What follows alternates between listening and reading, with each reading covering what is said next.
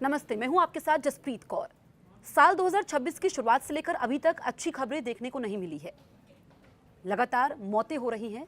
बाकी बचा साल कैसे रहने वाला है और किन लोगों के लिए साल 2026 बेहतरीन हो सकता है, इस पर हम चर्चा करेंगे। हमारे साथ मौजूद है वर्ल्ड रिनाउंड एस्ट्रोलॉजर और वास्तु एक्सपर्ट मनोज जैन जी। बहुत बहुत स्वागत है आपका हमारे स्टूडियो में। मनोज जी, साल 2026 आधा बीत चुका है। अलग अलग घटनाओं में लोगों की जानें गई हैं, हर तरफ से बुरी खबरें देखने को मिली है। जो बाकी बचा साल है वो कैसे रहने वाला है? देखिए, आने वाला जो बाकी बचा साल और उसके बाद का एक साल बहुत अच्छा नहीं जाएगा। आंधी, तूफान, इकोनॉमिकल क्राइसिस, मंदी, ये सारी चीज़ें आएंगी। अभी आप बहुत उम्मीद मत कीजिए कि इन सब चीज़ों से आपको कोई बहुत अच्छी खबरें आएंगी। दूसरी अलग कुछ चीज़ें हैं जहाँ से आपको अच्छी खबरें आ सकती हैं, मगर थोड़ा सा डिप्रेसिव साल रहेगा ये। थोड़ा सा डिप्रेशन में रहेंगे लोग बाग, बहुत खुश नहीं रहेंगे। हर चीज़ के पीछे अपनी मतलब आप ये कह सकते हैं थोड़े एग्रेसिव हो जाएंगे या डिप्रेशन में आ जाएंगे। ये साल कोई बहुत अच्छा साल नहीं है। उसका अगला साल भी कोई बहुत अच्छा नहीं है, लेकिन इस साल से बेटर। आप अपनी भविष्यवाणियों के लिए जाने जाते हैं। अभी जो बाकी बचा साल है, साल 2026 को लेकर के कोई 3 बड़ी भविष्यवाणियां? देखिए, मैं यदि भारत के लिहाज से कहूँ तो आने वाले दिनों के अंदर में यहाँ पे बहुत हो सकता है कि बहुत बड़ी तादाद के अंदर में आंधी तूफान आए और भूकंप आने की संभावना है। इस तरफ में कोस्टल एरिया के अंदर में कोस्टल एरिया के अंदर में बहुत बड़े तूफान और आंधी तूफान और ये आप भूकंप कह सकते हैं, ये आने की बहुत ज़्यादा संभावना है। पॉलिटिकली कोई ऐसी, यदि हम पॉलिटिकली बात करें तो कोई ऐसी भविष्यवाणी नहीं है जिसको लेके कि अभी की जाए, जब तक कि कोई चीज़ सामने नहीं आती है। तीसरी बात यदि हम कहें तो किसी बहुत बड़े पॉलिटिकली किसी बहुत बड़े लीडर की मतलब समय आने पे आप उनको कहते हैं कोई दुखद समाचार हमारे पास में आ सकता है। अच्छा, आने की ये संभावना है। संभावना का मतलब ये नहीं है कि वो एकदम से सत्य हो जाएगा। ऐसा संभावना दिखती है कि देश के अंदर में कोई बहुत महत्वपूर्ण आदमी इस दुनिया से जाए। अच्छा जाए। हाँ, ये इस साल के अंत तक ऐसा हो सकता है? चांसेस है, ऐसा लगता है। आप भविष्यवाणियों को आप जनवरी से जनवरी तक नहीं जोड़ सकती हैं। लगभग आप मार्च तक समझिए। मार्च तक समझिए। तो आपने मार्च तक ये बताया, तो साल 2027 से हम कितनी उम्मीदें रखें? साल 2027 से भी आपको बहुत ज़्यादा उम्मीदें नहीं रखनी चाहिए, क्योंकि 2027 भी 2026 का जैसा साल है। बहुत ज़्यादा आतंकी घटनाएं घटेंगी। कई देश मतलब हो सकता है, मेरे को जो सबसे ज़्यादा जो दिखाई दे रहा है कि चाइना में सत्ता परिवर्तन नहीं हो जाए। ये मैं बहुत बड़ी बात बता रहा हूँ। आने वाले 2 सालों के अंदर, मैं अगले साल की बात नहीं कर रहा हूँ, क्योंकि एस्ट्रोलॉजी के अंदर में एक समय को आप एक समय के लिमिट के अंदर में उसको रखते हैं। तो 2 सालों के अंदर में चाइना के अंदर में सत्ता परिवर्तन हो सकता है, जापान के अंदर में हो सकता है, थाईलैंड के अंदर में हो सकता है, इंडोनेशिया के अंदर में हो सकता है। इधर में यदि आप जाएंगे तो यूके के अंदर में सत्ता परिवर्तन होने के बहुत बड़े चांसेस हैं। पाकिस्तान के अंदर में हो सकते हैं 2 सालों के अंदर। हाँ, इन 2 सालों के अंदर में ऐसा होगा, ऐसा होने की बहुत बड़ी संभावना है, जिसमें मेरे को चाइना बहुत ज़्यादा दिखाई दे रहा है। अच्छा, चाइना में सत्ता परिवर्तन की आप भविष्यवाणी कर रहे हैं? मेरे इस बात पे जल्दी से कोई बिलीव नहीं करेगा, कारण कि इतना कंट्रोल्ड शासन है वहाँ पे, लेकिन ऐसा संभावना मेरे को दिखाई दे रही है। ऐसी परिस्थितियां बन जाएंगी। दूसरी बात, उसी एरिया के अंदर में जैसे चाइना है, जापान है, इंडोनेशिया है, थाईलैंड है, वहाँ पे कोई बहुत बड़ी महामारी भी फैल सकती है। जिस तरीके से एक बार सुनामी आया, ये हम क्या कहते हैं, कोरोना आया था, उसी टाइप की, इतनी बड़ी तो नहीं आनी चाहिए, लेकिन इसी टाइप से कोई महामारी आ सकती है। चाइना, जापान, इंडोनेशिया, थाईलैंड, इस एरिया के अंदर। अच्छा, इस एरिया के तो आप ये 2 सालों के भीतर आप बता रहे हैं ये हाँ, हो सकता है? 2 सालों अच्छा, अगर हम देखें जो अमेरिका, ईरान, इजराइल के बीच में तनाव है, ऐसे ही रहेगा या समाप्त हो जाएगा? देखिए, मेरे को तो ऐसा लगता है कि अमेरिका और ईरान के अंदर का जो तनाव है, ये इसी जून जुलाई के बाद से शांत होने की संभावना है। अच्छा, इसी 2 महीने के अंदर में अमेरिका फिर और किसी दूसरी कंट्री के अंदर में अटैक करेगा। ये 101% ये होगा ही होगा साल 2026 में। हाँ, 2026 या 2027 के स्टार्टिंग मार्च के पहले पहले किसी दूसरे देश के ऊपर में ईरान को छोड़ के कहीं और जाए। लेकिन तनाव रह सकता है, लेकिन युद्ध जो है अमेरिका और ईरान का, वो शायद ख़त्म हो जाए। दिखता ऐसा ही है कि इसी जून जुलाई के आसपास। हाँ, क्योंकि ये तो पूरे विश्व के लिए अच्छी बात होगी, क्योंकि इसका असर तो दुनिया के हर एक मुल्क पर पड़ा। जी जी, लेकिन ये हो जाना चाहिए, ये संधि हो जाएगी। तनाव रहेंगे, लेकिन वो एक बोलता है कि आप इसको ऐसे कैसे, तनाव रहेगा लेकिन शांति रहेगी। अच्छा, हमने देखा है कि इसका जो असर हुआ अभी गोल्ड प्राइसेस को लेकर के आपकी क्या भविष्यवाणी है? आप सिर्फ गोल्ड की बात मत कीजिए, इसके अंदर में सोना, चांदी, कॉपर, ये तीनों अभी हो सकता है आपको सोना चांदी थोड़े से मंदे दिखाई दे रहे हैं, लेकिन ये लगातार बढ़ते चले जाएंगे। नेक्स्ट ईयर तो और ज़्यादा बढ़ेंगे, बहुत ज़्यादा बढ़ेंगे। सोने, चांदी, गोल्ड ये बढ़ते चले जाएंगे। शेयर मार्केट गिरेगा, शेयर मार्केट गिरेगा, उतार चढ़ाव बहुत ज़्यादा रहेगा, लेकिन मंदी की तरफ में उतरेगा ज़्यादा, क्योंकि पूरे विश्व के अंदर में मेरे को मंदी दिखाई दे रही है। हिंदुस्तान उस मंदी से बचा रहेगा, लेकिन असर तो आएगा ही उसके ऊपर। तो ये आर्थिक मंदी के आप संकेत दे रहे हैं, जिसको लेकर के चर्चाएं भी हो रही हैं। आर्थिक मंदी शुरू हो चुकी है। मैं संकेत क्या दे रहा हूँ? मैं संकेत ये दे रहा हूँ कि हिंदुस्तान बचा रहेगा, इंडिया किन बचा मुल्कों रहेगा। पर सबसे ज़्यादा असर पड़ेगा? सबसे ज़्यादा यूरोप पे असर पड़ेगा। यूरोप की हो सकता है 2-3 कंट्रियाँ दिवाला हो जाएं, दिवालियाँ हो जाएं। सबसे ज़्यादा यूरोपियन कंट्री की जो ठंडी जगह है ना, जो ठंडी जगह है, जिसको हम लोग ठंडी वेस्टर्न कंट्री वगैरह बोलते हैं, उन जगह पर ज़्यादा असर करेगा ये। जो आर्थिक मंदी है सबसे ज़्यादा वहीं पे, वो सबसे ज़्यादा असर में रहेंगी। आप समझ लीजिए कि ब्रिटेन है, फ्रांस है, जर्मनी है, अमेरिका है, वो सब इसकी चपेट में आ जाएंगे। उन सब पे सबसे ज़्यादा असर रहेगा। अब इस तरफ में यदि आप आती हैं, मान लीजिए मिडिल ईस्ट या इस तरफ में आती हैं, जो मिडिल ईस्ट से आप जो इंडिया की तरफ में आते हैं, इंडिया, चाइना, तो इस पूरे रीजन के अंदर में सिर्फ एकमात्र इंडिया ऐसा है जहाँ पे ये बचा लेगा अपने आप। कोई ना कोई ऐसा करिश्मा हो जाएगा कि ये बच जाएगा। असर होता जरूर है, लेकिन इतना नहीं होगा जितना पूरे विश्व में होगा। तो हिंदुस्तान के लिहाज से ये अच्छी बात हिंदुस्तान है। के लिहाज से बहुत बड़ा कुछ ना कुछ चमत्कार होगा, कुछ ना कुछ ऐसी चीज़ें मिल जाएंगी हिंदुस्तान को। वो पेट्रोलियम में बोल दीजिए, थीलियम में बोल दीजिए, यूरेनियम में बोल दीजिए, अचानक से ऐसी कोई चीज़ आएगी जिससे बच जाएंगे लोग। अगर हम महंगाई की बात करें तो महंगाई भी बढ़ी है, आम लोगों की जेब पर असर पड़ा है। चाहे हम पेट्रोल की बात करें या हम LPG सिलेंडर की बात करें, तो भविष्य क्या नज़र आता है? ये सब चीज़ों से निकल जाएंगे। महंगाई हर साल ही देखिए, आप पिछले आप यदि 100 सालों का इतिहास उठा लीजिए, पिछले 50 सालों का इतिहास उठा लीजिए, हर साल पिछले साल से महंगाई बढ़ती है। अब आप उसको किस नज़रिए से लेते हैं, ये आपके और हमारे ऊपर में है। महंगाई इतनी बढ़ रही है, गाड़ियाँ तो बहुत बिक रही हैं, तो आप महंगाई की कैसे बात कर सकती हैं? भौतिक सुख सुविधाओं की सारी चीज़ें बहुत ज़्यादा बिक रही हैं। मोबाइल सबसे ज़्यादा बिक रहे हैं इस समय के अंदर में। मोबाइल में मैं वो छोटे मोटे मोबाइल की बात नहीं कर रहा हूँ। आईफोन हो गया, सैमसंग हो गया, जो कि लग्जरी मोबाइल्स हैं, वो सबसे ज़्यादा बिक रहे हैं। लग्जरी गाड़ियाँ बहुत बिकने लगी, तो महंगाई है कहाँ? नहीं, आम लोगों की अगर हम बात करें, आम लोगों के बीच में ही हो रहा है ये। आम लोगों के बीच में ही आप सबसे ज़्यादा मोबाइल बिक रहे हैं। आप घरों घरों के अंदर में देखेंगे सैमसंग के जो भी बड़ी बड़ी कंपनियां हैं उनके मोबाइल बिक रहे हैं। और थोड़ी बहुत महंगाई है, इससे इनकार नहीं किया जा सकता, कारण कि वर्तमान परिस्थितियों को देखते हुए। अदरवाइज़ अभी इस साल के अंदर में ये ज़रूर है कि एग्रीकल्चर के अंदर में जो खेती क्रॉप वगैरह होती है वो थोड़ी सी कम होगी, लेकिन सरकार संभाल लेगी। इस समय के अंदर में जो सरकार है और इस समय के अंदर में जो दिशाएं दशाएं जो चल रही हैं, जो गोचर चल रहे हैं, जो ग्रहों की चाल चल रही है, उसके अंदर में जिस तरह की सरकार हिंदुस्तान में होनी चाहिए वैसी की वैसी ही सरकार है। धर्म के रास्ते पे चलने वाली, धार्मिक नहीं होनी चाहिए, धर्म के हिसाब से चलने वाली जो सरकार होगी वो अपने आप को इन सारी परिस्थितियों से निकाल देगी। और व्यक्ति के ऊपर में भी मैं आपको यही बात कहूँगा, यदि व्यक्ति भी धर्म के रास्ते पे चले, धार्मिक नहीं, मधांध नहीं, धर्म के रास्ते पे चलने वाले व्यक्तियों का इस पूरे, आप समझ लीजिए कि फरवरी तक आप देखेंगे बहुत अच्छे जो साइंटिस्ट हैं, बहुत अच्छे जो आचार्य हैं, बहुत बुद्धिजीवी लोग हैं, या ऐसे बहुत से नेता जिन्होंने, बहुत कर्मठ नेता, उन सबका बहुत नाम होगा। अच्छा, वो अचानक से आपको उभर के दिखाई देंगे।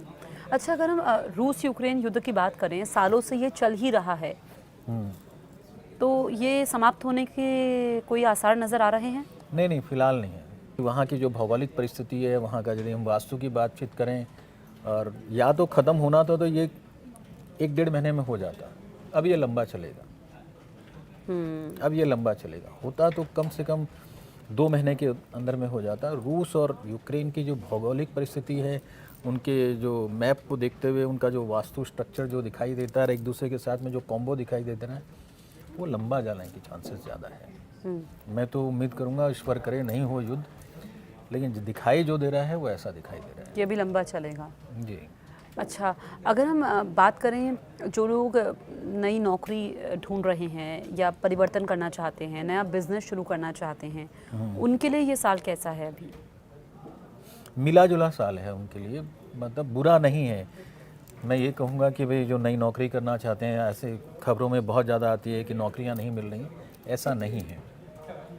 मिला जुला साल है। कहीं किसी एक सेक्टर के अंदर में नौकरी कम है तो किसी दूसरे सेक्टर के अंदर में नौकरियाँ बहुत ज़्यादा भी हो रही हैं। मिला जुला साल है, एकदम आप इसको बहुत खुशनुमा साल तो कह नहीं सकते, तो मिला जुला साल है।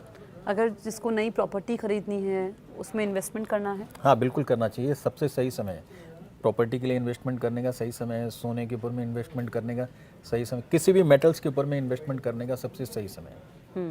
ये बात आप लिख लीजिए। 2 सालों के अंदर अंदर में जिन लोगों ने मेटल्स के ऊपर में इन्वेस्टमेंट किया है, वो बहुत अच्छी रिटर्न उनको मिलेगा। मैंने खुद ने किया है तो मेरे को पता है। ठीक है। अच्छा, आप वास्तु एक्सपर्ट भी हैं, हम उस पर भी सवाल करेंगे, लेकिन आप फेंग शुई का इतना विरोध क्यों करते हैं? देखिए, इसके पीछे कई वजह है। जो सबसे बड़ी वजह ये है कि फेंग शुई कुछ होता ही नहीं है, वो टोटकों के बेस पे है। वो टोटकों के बेस पे है। वो सब्जेक्ट, वो कोई भी चीज़ जैसे होता है ना, कोई चीज़ निकाल के रख दे, ये तुम ये चीज़ रख लो इससे ये हो जाएगा, या तुम लाफिंग बुद्धा रख लो, या ये 3 हमारी देवियाँ हैं उनको रख लीजिए। वो सारी चीज़ें गई हुई इंडिया से हैं। वास्तु 5 तत्वों से बना है, फेंग शुई 2 तत्वों से बना है। और इतना चाइना ने भारत के ऊपर में फेंग शुई के मार्फत सांस्कृतिक आक्रमण किया है कि हम सब भूल ही गए कि हम मूल में हमारी चीज़ें क्या थी। आपको सिंपल सी एक चीज़ बताता हूँ। घर घर के अंदर में लोगों ने लाफिंग बुद्धा रखा हुआ है। तो लाफिंग बुद्धा क्या है? और गणेश जी को रखिए, लाफिंग बुद्धा को रखिए। एक ज़माने के अंदर में गणेश जी का सर काटा गया था, उसके बाद में हाथी का रखा गया उस समय की कृपा की वजह से। और इस समय के अंदर में चाइना ने काट दिया। लाफिंग बुद्धा है क्या? आप गणेश जी के लाफिंग बुद्धा के ऊपर से गणेश जी को रख दीजिए, गणेश जी को सर को रख दीजिए, वही है। उन्होंने अपनी चीज़ों को हिंदुस्तान के अंदर में इकोनॉमिकली अपनी चीज़ों, जो इसको कहा जाता है, अपनी संस्कृति को हिंदुस्तान के अंदर में फैलाया, जो कि बहुत गलत है। फेंग शुई वहाँ पे मरे हुए व्यक्ति को दफनाने की प्रक्रिया है फेंग शुई, वो वास्तु नहीं हो सकती। वहाँ पे कोई भी चीज़, एक भी हिंदुस्तान के अंदर में या पूरे वर्ल्ड के अंदर में, मैं पूरे सब जगह पे जाता हूँ, एक भी घर या एक भी फैक्ट्री मैंने ऐसे नहीं देखी है जो फेंग शुई के हिसाब से ठीक की गई हो ही नहीं सकता। हमारे यहाँ पे नॉर्थ ईस्ट को खुला रखने के लिए बोलते हैं, वो नॉर्थ ईस्ट को बंद रखने के लिए बोलते हैं। उनको मंगोल से डर लगता था तो बोलते थे नॉर्थ ईस्ट को बंद कर दो। हमारे यहाँ पे नॉर्थ ईस्ट से भगवान स्वयं सूर्य भगवान आते हैं। और ऐसी ऐसी चीज़ें उन्होंने बोल दी। उन्होंने अपने पुराने सिक्के चांदी के रिबन में बांध दिया चाइना ने, और हिंदुस्तान के अंदर में उसको डाल दिया, इंजेक्ट कर दिया कि भाई इसको आप अपने दरवाजे पे बांध लीजिए, आप धनाढ्य हो जाएंगे। उनके 2 रुपये के सिक्के, 2 पैसे के सिक्के हिंदुस्तान के अंदर में 1000 रुपये में बिके हैं। आप सोचिए क्या हो रहा है। ये नहीं होना चाहिए, जबकि हो रहा है। तो अब ठीक है। अच्छा, कहते हैं कि वास्तु सही तो सब सही, किन किन बातों का ख्याल रखना चाहिए? वास्तु में सबसे पहले दिशाओं का ख्याल रखना चाहिए। यदि दिशा सही है तो सब कुछ सही है। सही दिशा में बैठ के आप यदि सही कार्य करते हैं तो उसका लाभ आपको जल्दी मिलता है। ऐसा नहीं है कि एकदम सब कुछ ही खत्म हो जाता है। सबसे पहले समझने वाली बात यह है कि वास्तु या एस्ट्रोलॉजी किसी को अमर नहीं कर सकती। वो काम को बहुत अच्छे सुचारू रूप से चलाने की बातें कहती है। तो जैसे हम कहते हैं ना कि सही दिशाओं में बैठ के आप यदि काम करते हैं तो आपकी दशा सुधर सकती है। घर यदि ले रहे हैं, ये आपको नहीं पता है, मैं एक छोटी सी चीज़ आपके साथ में कर देता हूँ। आप लोगों को यदि नहीं पता है कि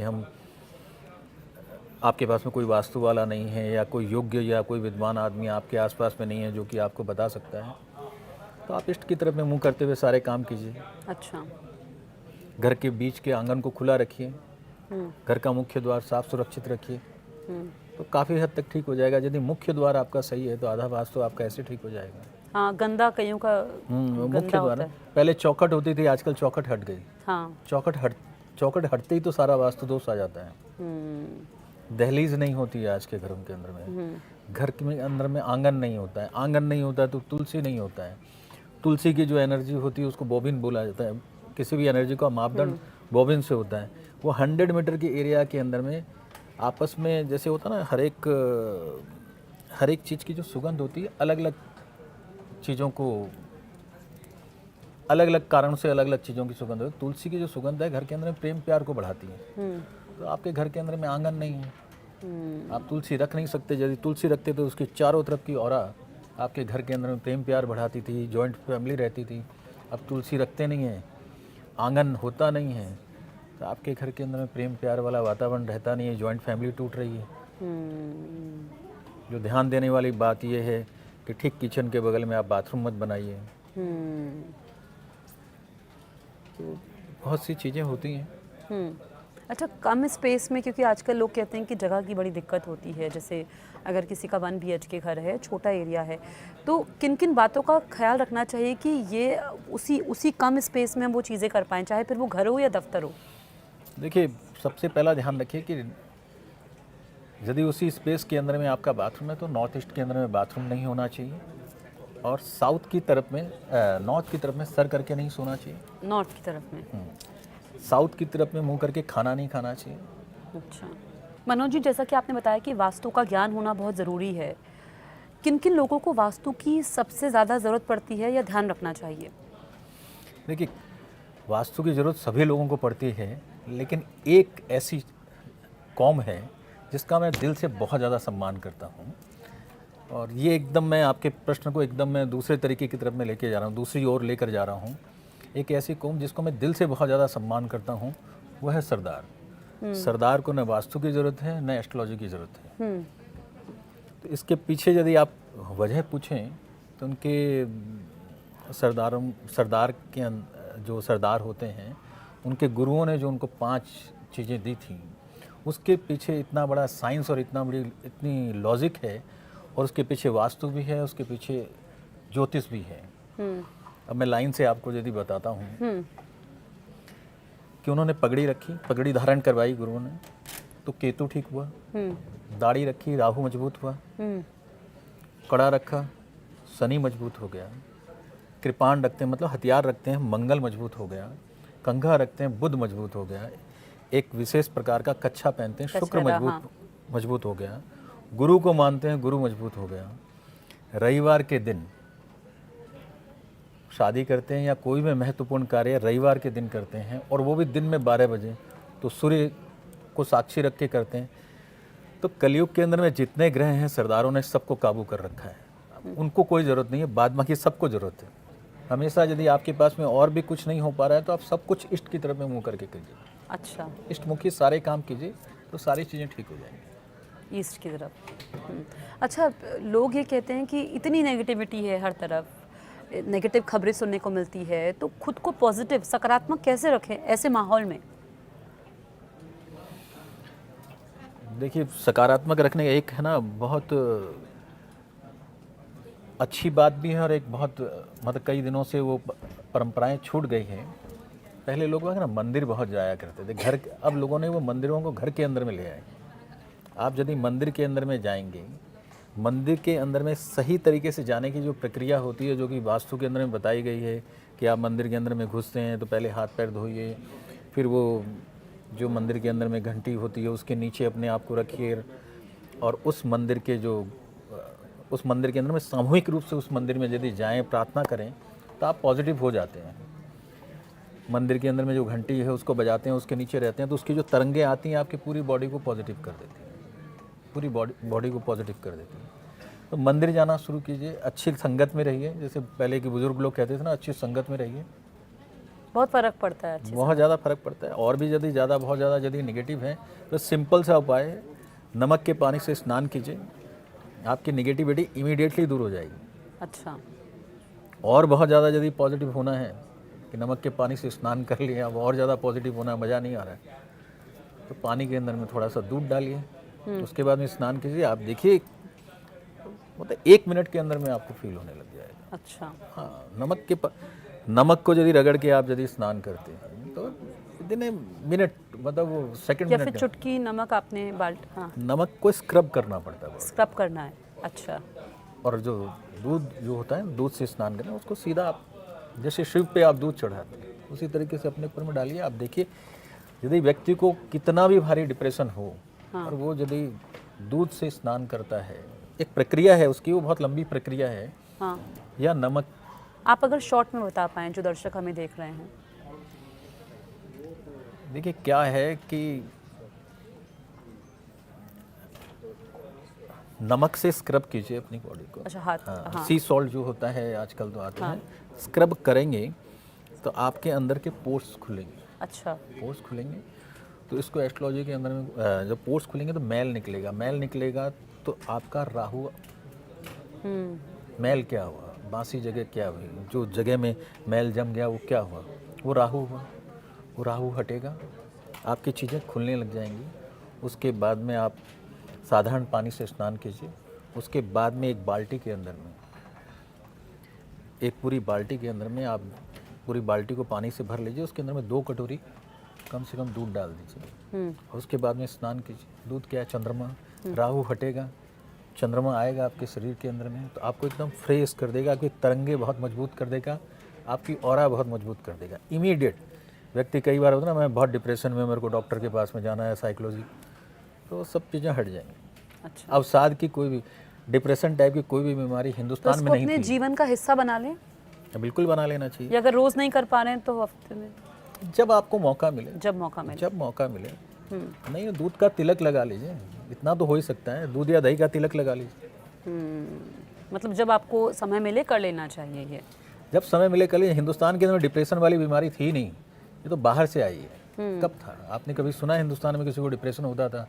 आप जाके यदि अपने और लोग तो आजकल आम बोलचाल की भाषा में भी बोलते हैं कि मैं तो डिप्रेस्ड हूँ, मैं, है ना, हम तो ये जाके हम यदि शब्द ही अपने ऐसा इस्तेमाल करते हम हैं। जाके यदि अपने घर परिवार में बोल देना हम डिप्रेशन में थे तो 2 थप्पड़ पड़ते थे, काहे का डिप्रेशन, जाओ काम करो, नहा के आ जाओ। लोग बाग जो नदियों में नहाने जाते थे, ये परंपरा थी, हर एक चीज़ के पीछे साइंस था। बहते हुए पानी में आप नहाइए, आपका डिप्रेशन दूर। मान लीजिए कि ऋषिकेश जाते हैं, गंगा जाते हैं, संगम जाते हैं, कहीं पर भी जाते हैं, क्या है, आप उस समय के वातावरण के अंदर में जो ग्रह चल रहे होते हैं उस हिसाब से जब इलाहाबाद के अंदर में कुंभ का ये मेला होता है, आप जाके स्नान कीजिए। डिप्रेशन का बाप ही नहीं रहेगा उसके बाद में। बिल्कुल। अच्छा, लोग ये भी कहते हैं कि नींद नहीं आती है, मतलब आप दिन भर जगे भी रहते हो, बहुत कम सोते हो, अगले दिन फिर से नींद नहीं आती है, ये बहुत आम समस्या हो गई है आज। नहीं, आम समस्या के पीछे वजह आदमी व्यक्ति खुद है। आप अपने मोबाइल का स्क्रीन देखिए, 8-8 घंटे तक लोग बाग मोबाइल देखते रहते हैं। अब क्या होता है कि मोबाइल कम्युनिकेशन है तो बुध की बात हो गई, बुध ग्रह हो गया नहीं, और जब हम उससे कम्युनिकेट करते हैं तो बुध की बात हो गई। मोबाइल अपने आप में मंगल का कहते हैं, कई जने अपने अपनी बातें कह सकते हैं, लेकिन वो एक तरीके से हम उसको यंत्र कहते हैं, जो यंत्र मंगल की बात हो गई। आप थोड़ी देर उससे बातचीत कीजिए, बहुत अच्छी बात है। आप उसके बाद में उसके नशे में जाते हैं, जब आपको उसके नशे में जाएंगे तो आपको नींद कहाँ से आएगी? आप 8-8 घंटा उसके अंदर में डूबे रहेंगे। हाँ, ये कह सकते हैं कई बार नॉर्थ की तरफ में सर करके सोते हैं या वेस्ट की तरफ में सर करके सोते हैं तो नींद नहीं भी आ सकती है, तो वो अपना रूम देखिए, कहीं आप नॉर्थ की तरफ में तो सर करके नहीं सो रहे हैं। ज़्यादातर जो भी प्रॉब्लम है मोबाइल की वजह से, अदरवाइज कोई प्रॉब्लम है नहीं। स्क्रीन टाइम जितना ज़्यादा होगा उतना इफेक्ट होगा। रात को सोते समय आप अपने ईश्वर का नाम नहीं लेते हैं, आप मोबाइल के अंदर में रील्स देखते हैं, फिर आप उम्मीद करते हैं कि आपको नींद बहुत अच्छी आए, सवेरे सवेरे फिर आप सबके सामने शिकायत करते हैं, तो ये हो जाता है। ठीक है। जैसा कि हमने बात की थी कि आप अपनी भविष्यवाणियों के लिए जाने जाते हैं, अब कुछ राज्यों में विधानसभा चुनाव भी आने वाले समय में, उत्तर प्रदेश के चुनाव को लेकर के आप क्या कहेंगे? सत्ता बरकरार रहेगी? एकदम यथास्थिति रहेगी। अच्छा, और ज़्यादा अच्छे से आएंगे योगी जी आएंगे। पंजाब की अगर हम बात करें, पंजाब में स्थिति चेंज हो जाएगी, पंजाब में नहीं रह सकती। जो वर्तमान सरकार है उसका रहना मेरे अपने हिसाब से 95% चांसेस है कि आपकी सरकार वहाँ से अच्छा, जो वर्तमान सरकार है वो वहाँ से हट जाए। कमल खिलेगा? खिलेगा कहना मुश्किल है कौन कौन है, लेकिन वर्तमान में जो आपकी सरकार है वो नहीं रहेगी, कमल खिलने के चांसेस बहुत ज़्यादा है। ठीक है, मतलब ये कह रहे हैं कि ये मेरी भगवान- अपनी ओपिनियन है। ये आपकी भविष्यवाणी है। ठीक है, अगर हम बात करें कुछ राजनेताओं की, ममता बनर्जी का पॉलिटिकल करियर आगे आप कैसे देख रहे हैं? खत्म। अब वो थोड़ी बहुत देखिए इतनी बड़ी लीडर रही हैं। मतलब एक समय के अंदर में मैं कोलकाता में रहा हूँ, मैं फैन था कि भाई राजनीति में कैसे आना चाहिए, क्या स्ट्रगल होनी चाहिए। बाद में उन्होंने उनकी जो भी उनकी व्यवस्थाएं उन्होंने चेंज कर ली, सब कुछ करते हैं।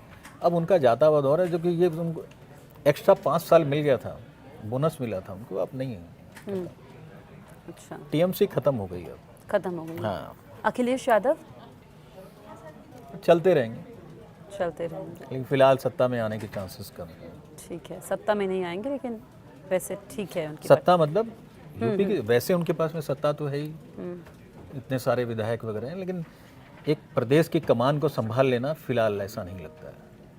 ठीक है, क्या राहुल गांधी पीएम बन सकते हैं? यार नहीं, बिल्कुल भी नहीं, बिल्कुल भी नहीं। वो अपोजिशन लीडर नहीं बन सकते ढंग से, तो पीएम कहाँ बनेंगे। अच्छा, ठीक है, कोई बड़ा राजनीतिक बदलाव हमें देखने को मिल सकता है नहीं, साल हाल 2026 में?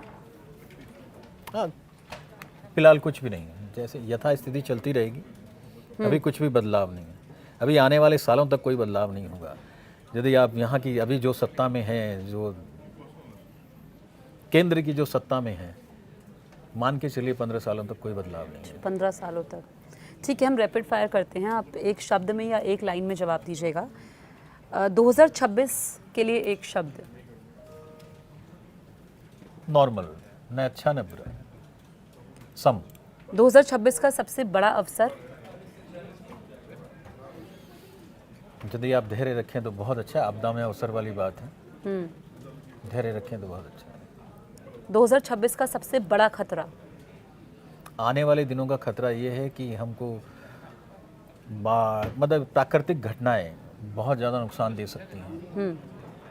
2026 में सफलता के लिए एक सलाह? धैर्य। अच्छा, कौन सी आदतें 2026 में लोगों को आगे बढ़ा सकती हैं? धर्म के प्रति निष्ठावान। किस तरह के लोग 2026 में सबसे अधिक सफल हो सकते हैं? जो धर्म को मानने वाले हैं। अच्छा, क्या इस साल अंतर्राष्ट्रीय राजनीति में कोई बड़ा मोड़ आने की संभावना है इस साल? हाँ, इस साल नहीं भी तो आप 8-9 महीना साल भर के अंदर में देखेंगी कि पाकिस्तान के अंदर में सत्ता परिवर्तन हो जाएगा। मेरे को तो सबसे ज़्यादा, मैंने आपको पहले भी बताया था कि चाइना के अंदर में मेरे को आने वाले सालों के अंदर में सत्ता परिवर्तन, तो यही ब्रिटेन के अंदर में भी सत्ता परिवर्तन ये आपने दिखाई बड़ी भविष्यवाणी की है, तो यही अंतर्राष्ट्रीय घटना है जिस पर सभी की नजर रहेगी। देगा। चाइना अमेरिका बहुत बड़ी मंदी में आ जाएगा। जो सबसे ज़्यादा, जो आप मेरे से पूछ रही थी, अमेरिका सबसे ज़्यादा मंदी का शिकार होगा। अमेरिका और बाकी रसिया की पोजीशन सुधरेगी। और भारत की अगर हम बात करें, भारत के लिहाज से भारत अपने आप को संभाल, चमत्कारिक रूप से यहाँ पे कुछ ऐसा होने वाला है जो कि पूरे विश्व की नज़र आ जाएगी। भारत के ऊपर में बड़े बड़े निवेश होंगे। अभी लगेगा कि हम मंदी में हैं, अभी लगेगा कि हम मंदी की चपेट में आ रहे हैं, थोड़ा बहुत लगेगा, कुछ चीज़ों की पेट्रोलियम प्रोडक्ट वगैरह की रेट वगैरह बढ़ गई है, लेकिन अचानक से करिश्मा होगा और ये 2026 की अक्टूबर-नवंबर के आसपास में होगा। सरकार के ऊपर में एक बार आपको ऐसा लग सकता है कि बहुत बदनामी आ रही है या कुछ नहीं कर रहे हैं, अचानक से उसी समय बहुत बड़ा डेवलपमेंट होने की संभावना, कोई बहुत बड़ा चमत्कार होगा। कुछ ऐसी चीज़ें भारत के पास में आ जाएंगी जहाँ से एकदम सब कुछ। ठीक है, मनोज जी, आप हमारे स्टूडियो में आए, आपने इतनी अहम जानकारियाँ हमारे दर्शकों को दी, इसके लिए आपका बहुत बहुत शुक्रिया। Thank you. आपको हमारा ये पॉडकास्ट कैसा लगा, आप हमें कमेंट करके ज़रूर बताइए और आप देखते रहिए न्यूज़ 18 इंडिया।